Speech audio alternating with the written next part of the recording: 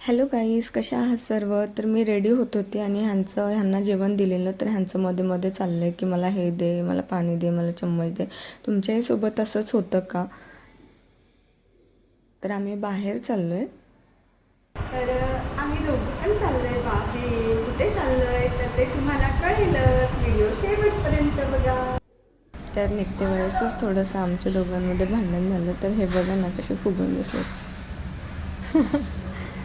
थोड्या वेळेस राग असतो ह्यांचा, काय नाही. तर आता आम्ही निघालो आहे.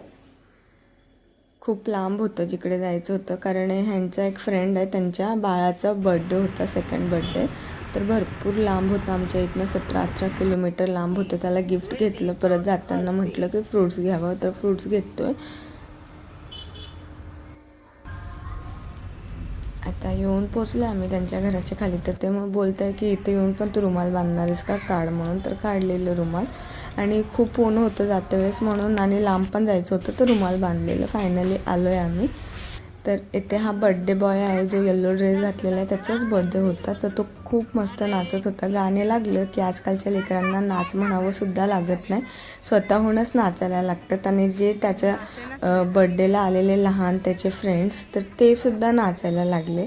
आजकालचे लेकरं लाजतही नाही आहेत, मस्त नाचतात. तर असं काही छोटंसं डेकोरेशन केलेलं, आणि सर्वांनी, त्याचे आई बाबा आहेत ते, तर सर्वांनी मिळून त्याचं ऑक्शन केलं. नंतर मस्त असं केक कटिंग केलं, आणि नंतरून आम्ही जेवण करून लागलीच निघालो, कारण आम्हाला भरपूर लांब जायचं होतं आणि खूप उशीरही झालेला. म्हटलं निघतो आम्ही, म्हणून सर्वांना बाय करून आम्ही निघालो फायनली. आणि इतकी थंडी वाजत होती म्हणून मग मी ह्यांना गाडी थांबवून रुमाल बांधला.